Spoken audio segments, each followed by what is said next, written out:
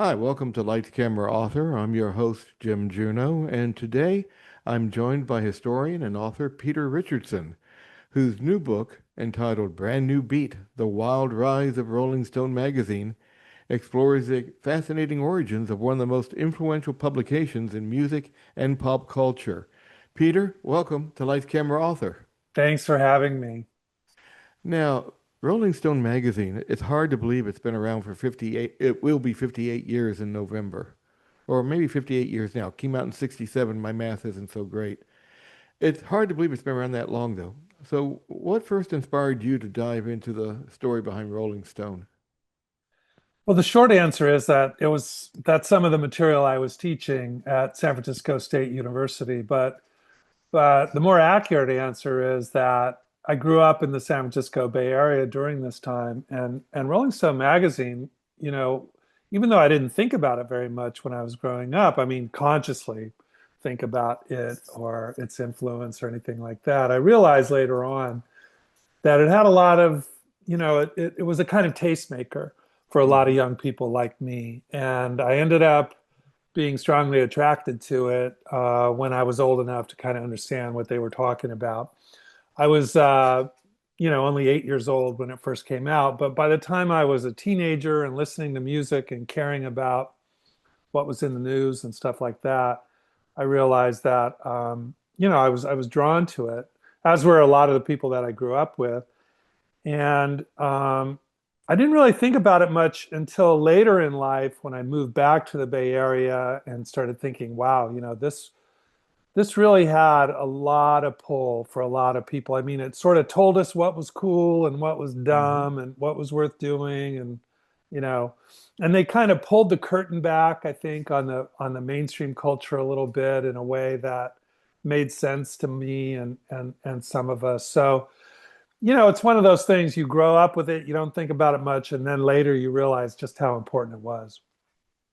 I don't know if this was the introduction to many people, but when I was introduced to Rolling Stone when I was in college, and and I grew up in a very conservative household, very Catholic household. So I don't think Rolling Stone, even the band, we were not allowed to watch it. We were not allowed to mention their names. Those were long-haired hippies. Hmm. So, and so I was introduced in college to Rolling Stone. But what was your personal relationship with Rolling Stone before writing this book?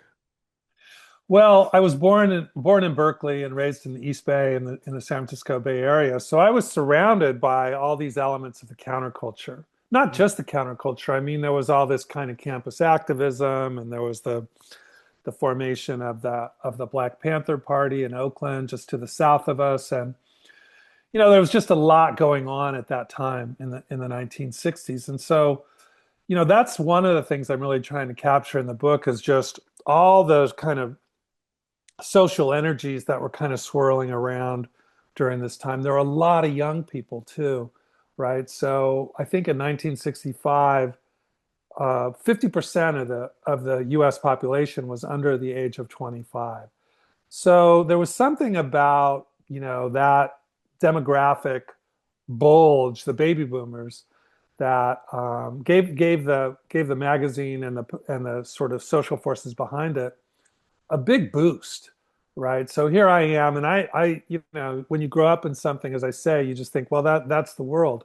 It wasn't until I moved away and lived in other places that I realized kind of how specific my experiences were, not just mine, of course, but Yeah.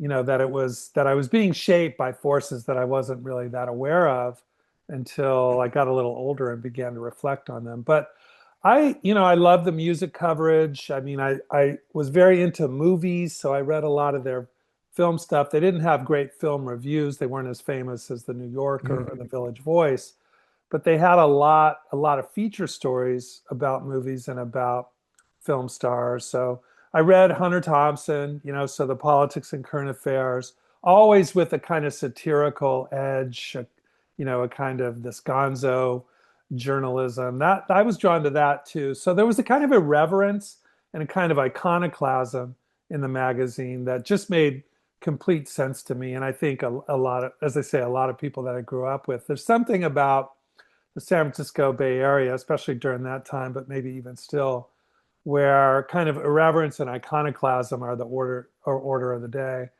And the magazine really captured that. And it was kind of a long shot, really, because not very many magazines that are based in San Francisco go on to become very important. You can almost count them on one hand. It's Right. not a big media capital or anything like that. There was a lot going on with rock music at that time.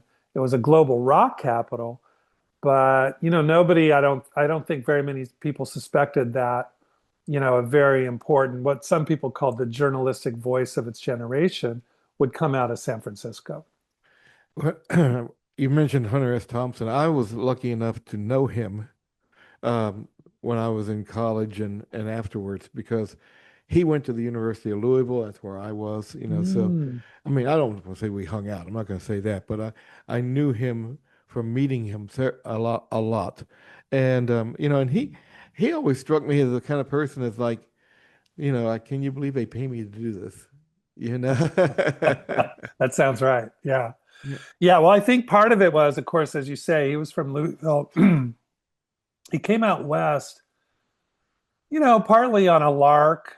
He got a job to drive a car across the country, drop it off in Seattle, and he decided to come south and check out the San Francisco Bay Area, mostly because he was so interested in the beat authors like Jack Kerouac and others, Allen Ginsberg and others. He went Yeah. down to Big Sur and lived there for a little while, which was kind of a beat outpost, and then sort of came up to the Bay Area. He wasn't here for very long in the Bay Area. Actually, he lived for a short time in the little town where I'm sitting right now in Glen Ellen in Sonoma County.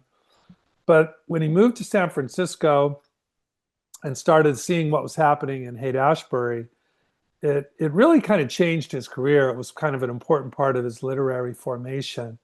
He began to write about the Hells Angels, and that became a best-selling book. And then he still wasn't writing for Rolling Stone. Rolling Stone didn't exist yet, Right. but he wrote for a couple other places. He went to Chicago for the Democratic National Convention in 1968. That was a kind of big influence on him.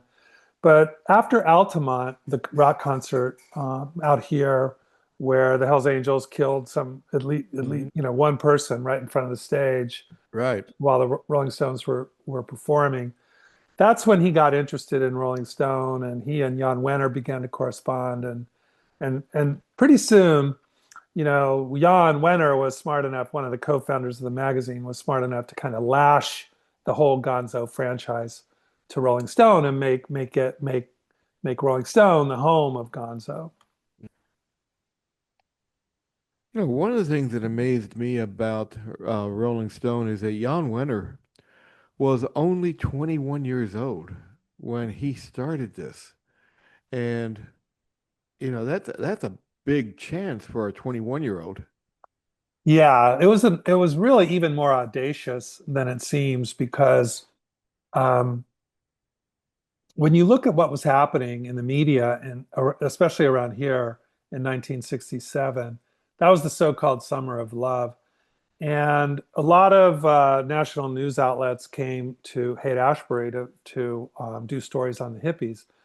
They had been alerted to the possibility, the potential, the news potential by the Human Being, which took place in January of 1967. So, the ball began to roll a little bit, and everybody realized, hey, this is a big story, or at least it's an interesting story. So all the television stations and networks and magazines and newspapers sent somebody out to San Francisco to cover what would soon be called the counterculture. And most of them didn't like what they saw. I mean, most of the stories were very disparaging and negative, and Oh, yeah. everything was, the whole hippie thing was seen as a kind of pathology or wayward children or just something not really to be taken seriously. So Jan and his mentor, who Ralph Gleason, who wrote for the San Francisco Chronicle and was very well established, he was sort of the adult supervision at the magazine. He and Jan saw, hey, no, this is important, something big is going to come out of this. And so they made a big bet on that conviction, which in a way was sort of bucking the odds. You know, they're in San Francisco. Who cares about a fledgling magazine in San Francisco?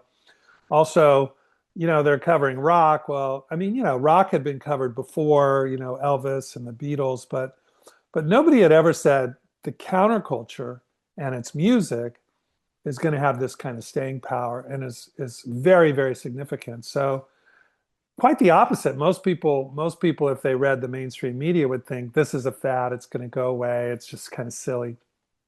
And it ended up, you know, Ralph and Jan were right about that. Mhm. And they sort of they were all in on that idea Yeah. and that conviction. And that conviction underwrote a lot of very significant journalism. Were they inspired? I mean, well, I guess my question is, what inspired them? Were they fans of like magazines like New Musical Express, Enemy, or anything like that out over across the pond, as you would say?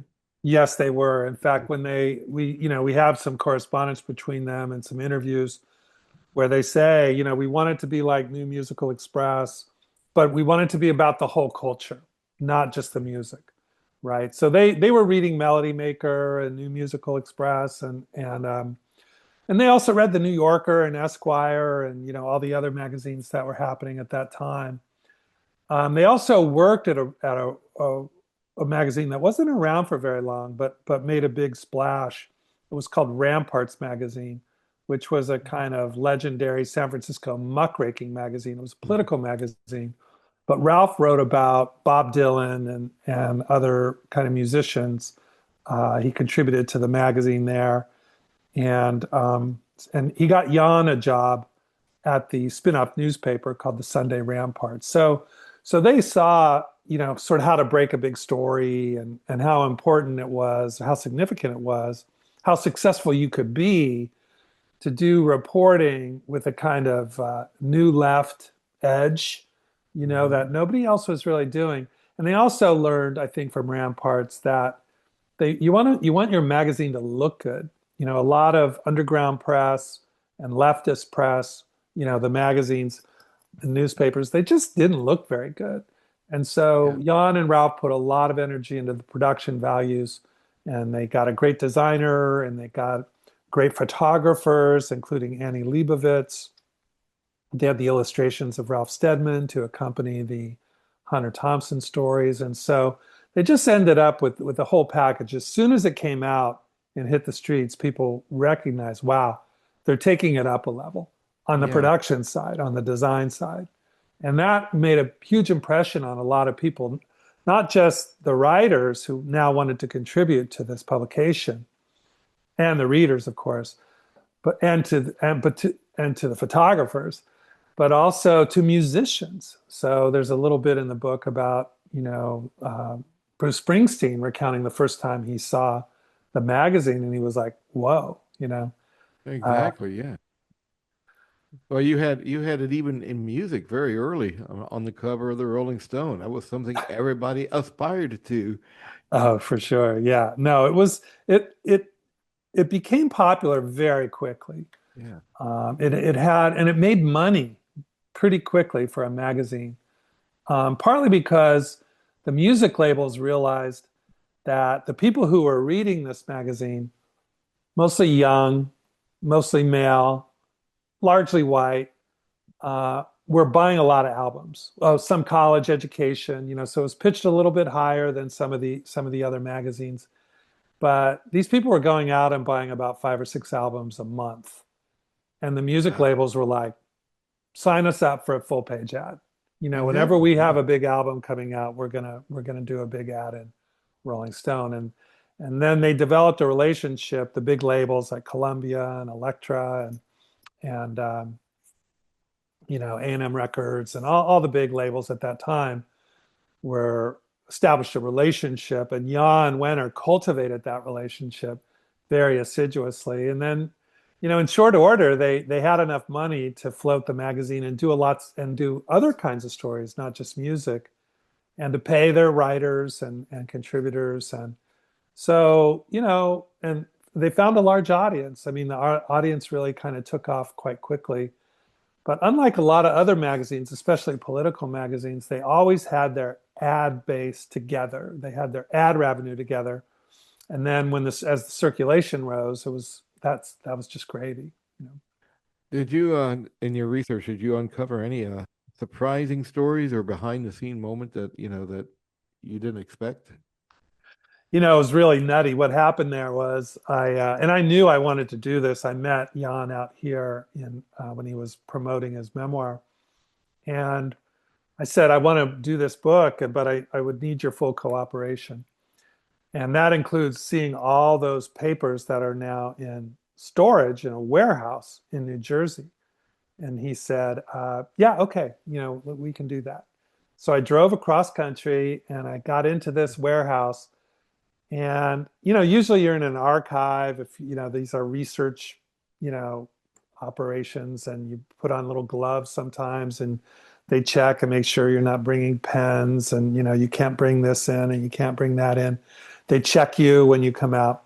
This was a working warehouse, they just came in with a forklift and dropped like 40 boxes of material on me, the boxes Wow. that I had requested. And I just sat there for weeks going through it and looking at it. So, I'm seeing correspondence from Paul McCartney and, John Lennon and Timothy Leary and Daniel Ellsberg and Tom Hayden and just about everybody from that period. And but there was one letter from a woman named Ellen Willis that really stuck with me. And that letter was a real banger, man. They had asked her, she was responding to Ralph Gleason, who asked for her to contribute to the magazine. She was writing about rock and roll for the New Yorker magazine at that time. And she wrote this letter and she just said, you have the best rock magazine, no doubt about it. It's really good. I read it every issue. But I don't want to write for you because you don't have any women in there. I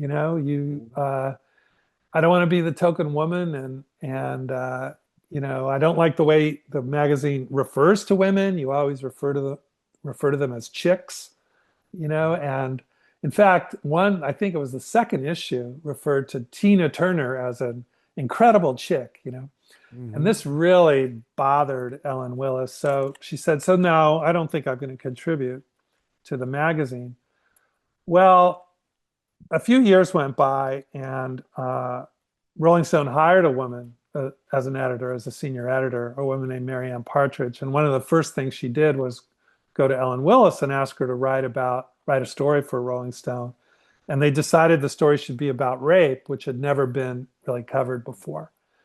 And in the word was rarely used Yeah. in the media, and it was hard to get convictions, and it was all people just gave it a kind of a wide berth. And Marianne and Ellen thought, no, we're going to write about this. So she did an article for Rolling Stone, and she saw her editor at the New Yorker on the street, William Shawn, and in New York. And he said, oh, I really liked your article for Rolling Stone. Of course, we could never do that at the New Yorker. And she said, oh, really? I quit. And then she ended up writing, a couple dozen articles over the next several years Yeah. for Rolling Stone. So it was one of those moments where she was exactly right in her critique of Rolling Stone magazine and its weaknesses. Yeah, There were it's some, interesting. Yeah, go ahead. I'm sorry. but within 5 years, she had rethought all that and decided that Rolling Stone was a really good vehicle for the kinds of stuff that she wanted to write. Now, your book covers the first 10 years of Rolling Stone magazine, 67 through 77. And now, to be honest with you, I read it during the 80s. And I remember even just recently, you mentioned about the almost like the second, uh, s- um, a second set of standards for women as opposed to men in the early issues. But I remember recently when the Go-Go's went into the Hall of Fame. Um, they revealed they had an issue with their Rolling Stone magazine cover, uh, Mm, posing in underwear and the title the Go-Go's put out. mm. And so do have things really changed at Rolling Stone? Well, I mean, it's a very different magazine now than it was then, even. Yeah. But one of the things that Jan discovered fairly early on, like in the early to mid 70s, was that I think they even did some research on it and found that it really helped to put somebody on the cover who had a lot of sexual charisma. And it didn't Yes. matter if they were even musicians. They could be movie stars or TV people or whatever, writers, you know. Hard to imagine actually, but Yeah. let's Well, so the Dixie Chicks posed naked with tattoos all over their body. So yeah, both like yeah. And you know, to be fair, this is something that Annie Leibovitz liked to yeah, do, right? She got David Cassidy to pose nude that's right. Yeah. back in the early 70s. That's a funny story that I tell in the book, but you know, they realized, Annie did, and also Jan, that there were good reasons to do that because it really boosted newsstand sales. You know, you Sex already had your subscribers. Didn't sex matter what you sells. put on the Yeah. cover. Yeah, and sex sells. And so, and also right around 1974 is when People magazine came out. Mm. And so celebrity journalism became a much more important force in the magazine world because People magazine just shot off like a rocket, you know, both in subscribers and in circulation, but also, you know, with their ads. You know, they were Right. selling ads like nobody's business. So, you know, Jan realized, I think that, you know, there was some changes were in order. I think he always realized, you know, that rock and roll was kind of connected to sex and drugs, and that those were part of the package that went along with, you know, the counterculture. Yes. Uh, but it didn't reduce to that, certainly. And so for a lot of people, I think, who are generally sympathetic to the counterculture or even kind of creatures of the counterculture, the sexual exploitation and the sort of kind of predictable stuff that you see, you know, on the cover and elsewhere got to be a little tired. Yeah. So Eh, there's plenty to complain about, I think, when it comes to that kind of thing. There are also some marketplace realities that I think Jan was trying to take, you yeah. know, Well, consider. and things in 1970, 1967 and 1977 are different from 1987, and of course, today 2026. I mean, things have totally changed Oh yeah, so much. nowadays. Yeah. You know, I'm reminded though, I just want to sneak this in. Yeah. Even earlier than David Cassidy, they did a cover with John Lennon and Yoko Ono naked, Right, right, and exactly. the so-called Two Virgins. And they showed him from the back on the cover, and they showed him from the front in full frontal nudity inside. And that was huge. That was like a lightning rod. That sort of, you know, r convinced Jan that this sells. You know, Yes, this is exactly. really good for circulation. So, you know, they have to be a little bit judicious about it, but you know, they had these photographs. They sought them out actually. I mean, John Lennon and Yoko Ono wanted them to be on the cover of their forthcoming albums, and their label said no. So Ralph Gleason said to Jan, "Hey, why don't we try to get those photographs and run them?" And they did, and it turned out to be a huge boost for the circuit newsstand sales. Well, when Rolling Stone again, they've always been known for their legendary writers, and so like you mentioned, Hunter S. Thompson in the early days, and then all the way up through nowadays. But were there any particular journalists and editors that stood out to you in your research? Yeah, there's an old kind of cool cat named Grover Lewis that I write about in the book that doesn't get a lot of attention. He would do these kind of new journalism type takes. He would go to the filming of The Last Picture Show, which was a Peter Mm, Bogdanovich movie. He was actually in the movie, and then he would report on what was going on behind the scenes. Those kinds of things. Of course, Jan recruited Tom Wolfe to write for the magazine. That yeah, series of stories ended up becoming a book called The Right right Stuff, stuff. which then became a movie. You know, there were these Howard Cohn and David Weir articles on Patty Hearst, when she was underground. Those were bombshells when they first came out because nobody knew where Patty Hearst was. She, of course, was famously a member of she had been abducted by the Symbionese Liberation Army and then joined the Symbionese Liberation Army and was Right. underground for like 16 months and nobody knew where she was. So the story about where she had been during that time was huge.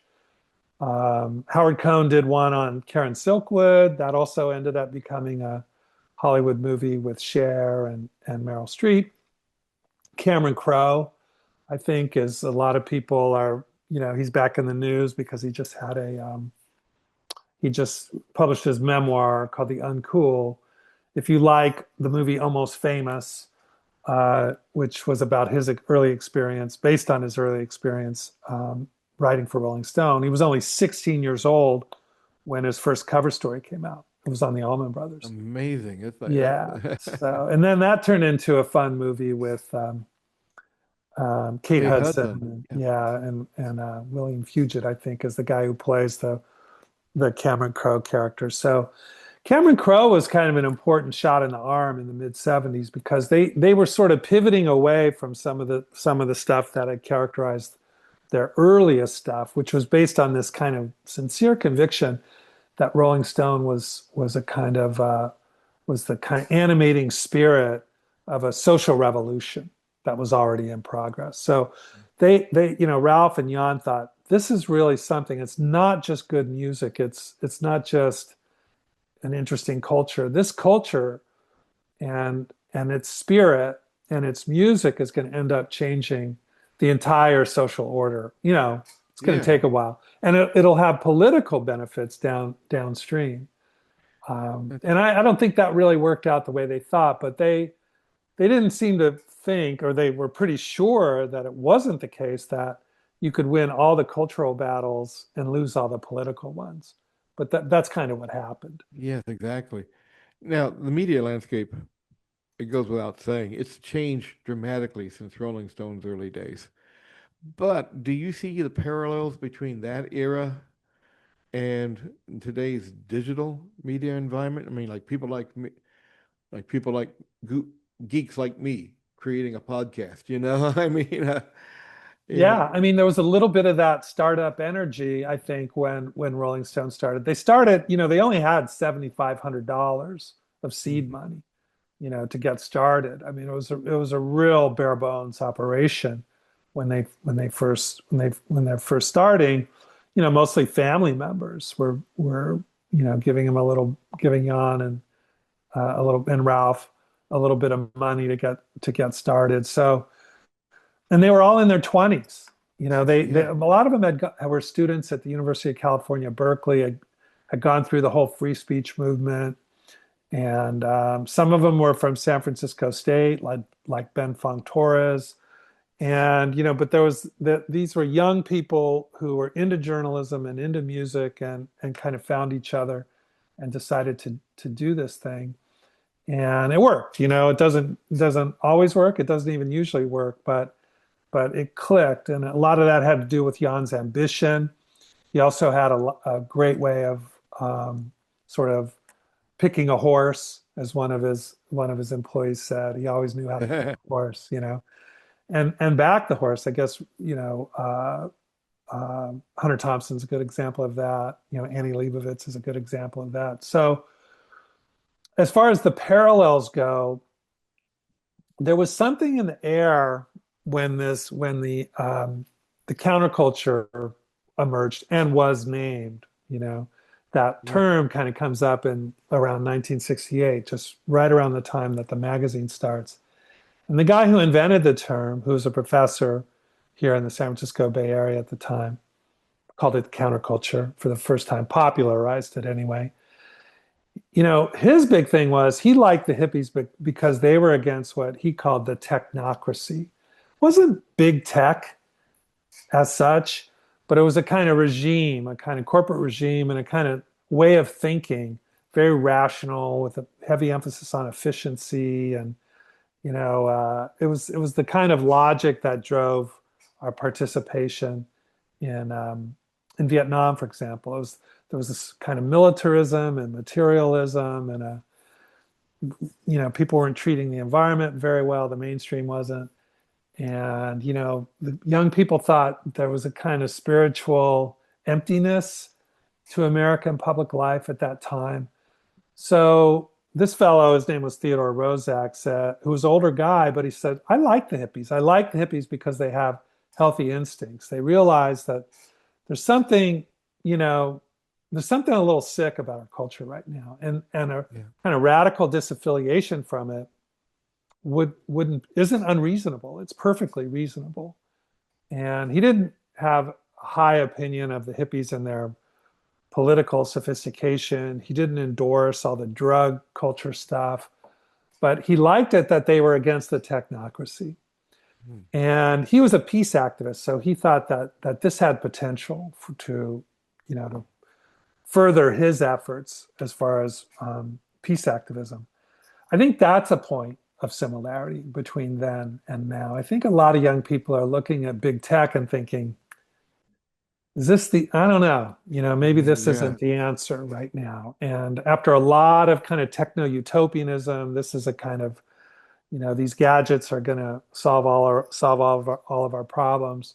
I'm not sure that a lot of people are still in that place. And I think Exactly. we'll see what happens. I mean, I think if there's another counterculture, it may not target the technocracy the way Roszak named it and analyzed it, but it might have something to do with the kind of clout that big tech has now and the effects that it's had on our culture. On the one hand, enabling a lot of people to do media.